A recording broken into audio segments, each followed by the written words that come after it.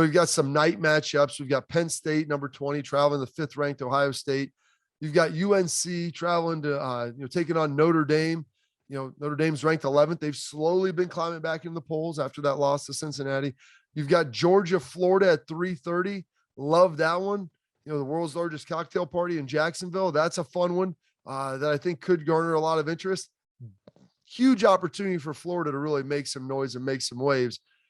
Don't know if they'll be able to do it against the Bulldogs with what Ugg has been doing here the last couple of weeks, because I don't know if they're a complete offense, but they're a darn good offense, so it may not even matter. You got Ole Miss sitting there at, I believe, 10th, traveling to take on Auburn. Auburn, a favorite, by the way, ranked number 18th. So a nice little test for Matt Corral. And I believe you have Michigan traveling to Michigan State, and that is 6 versus 8 in East Lansing. That's going to be noon. So you're going to have stuff that's going to kind of span the whole day with a nice buffet at night to be able to click around and find some different games. Let's start with Ohio State, Penn State. I thought this was going to be a good game. And then I saw that Illinois matchup. Penn State's got some problems. And if Sean Clifford's not healthy, they've struggled to run the football. They're not playing all that well right now. Defensively, yeah, they held Illinois to 10 in regulation.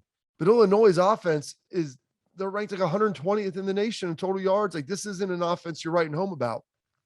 Meanwhile, on the other side, Ohio State has the number 1 scoring and yardage offense in the nation. And their scoring defense, I believe, has climbed into the teens. They've gotten a lot better the last couple of weeks. It looked like this would be a nice test. Jahan Dotson's really, I think, all that Nittany Lion offense has. Couldn't even get a fade in overtime, but he's their big play guy. He's someone that they're going to be able to move along with and be able to move the football with down the field. Line in that is 18.5 points, man. It is a huge line, and I think probably Ohio State ends up covering that. Now on to the other Big Ten game, probably the biggest game now in the Big Ten, given that Penn State loss. Michigan traveling to Michigan State in East Lansing. Michigan's favored by, I believe, 3.5. So you take a neutral field. It's basically a touchdown advantage, they think, to Michigan. I think this game is close. I think Michigan State gets it. And it's going to be great going back and forth. Michigan State's coming off a bye. Michigan basically off a bye. Big, huge beatdown in Northwestern. But this Michigan offense, if they can put points on the board, I don't know if Michigan will be able to keep pace simply running the ball. A lot will be pushed onto Cade McNamara. Maybe they'll start rotating J.J. McCarthy and a little more at quarterback. Peyton Thorne's playing pretty well. Kenneth Walker III, the running back for Michigan, could be the difference in this game. And they've got Reed and Naylor, 2 nice weapons on the outside. So they're able to hit some deep shots, get some things going out there. I think that could put Michigan behind the 8 ball if they have to try to keep pace and score. Scored a lot of points. They've rolled some up against some average to bad defenses, and they've done a lot of it running the football. But can they do it if they have to throw to get back into a game? I don't think that they can. So that's why I think if Michigan State can get the early lead, have an advantage there in that one. UNC traveling to Notre Dame. I mean, Notre Dame's ranked 11th. They're a 3.5 point favorite. I feel like this is going to be the story of Notre Dame much of the rest of the year. They're playing teams that they're better than. How much better? Well, not significantly. They'll have to play a clean game. They're going to need more from Jack Cohn, who's throwing for like 150, 170 yards in some of these games.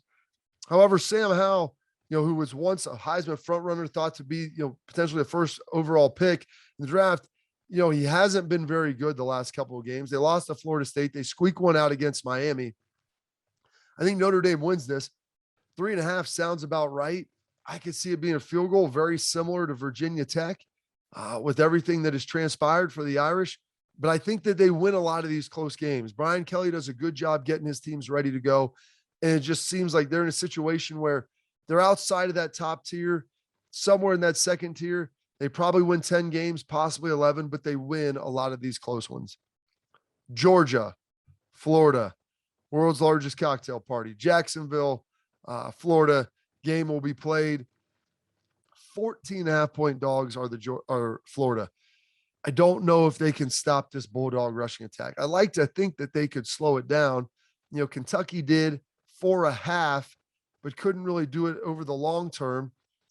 I think Florida probably has a better offense than Kentucky, a little more explosive.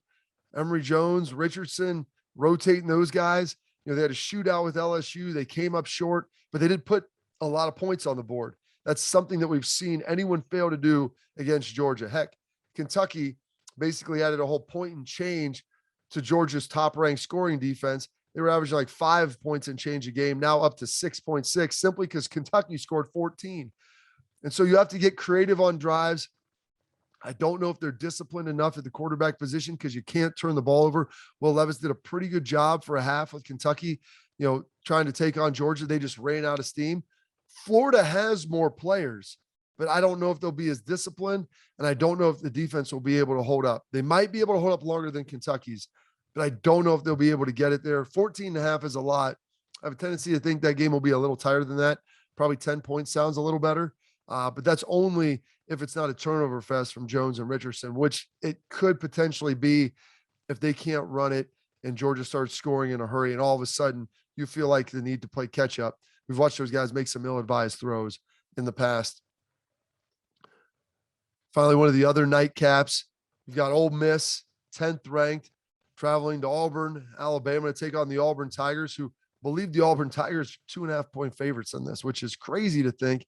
But Bo Nix has played well against Arkansas, 21 of 26, almost 300 yards, 2 touchdowns. He did throw the pick. Auburn's defense is one of the better defenses Ole Miss has played. They're giving up less than 20 a game, about 19-7. I think this is a great opportunity, for Auburn to potentially, make some noise, be able to have some buzz. Matt Corral, we know how good he is. This is a nice defensive test. If Bo Nix plays well, I think it'll be a decent little game going back and forth. But this Auburn defense will be a nice test for Matt Corral. He might be the guy who's the most likely to win the Heisman Trophy. He's got a lot of stats. Heisman moments. I think he needs some big signature wins. This would be a big stage. It's a night game against a pretty good defense and a respected team in Auburn. And so I think this would give him some nice Heisman credit and be able to put that in the bank moving forward if he wants to try to be able to make that big push and make it all the way to New York City. So there's a lot of things swirling, but this huge slate of games, Penn State at Ohio State, Michigan and Michigan State, UNC, Notre Dame, Georgia at Florida, Ole Miss at Auburn.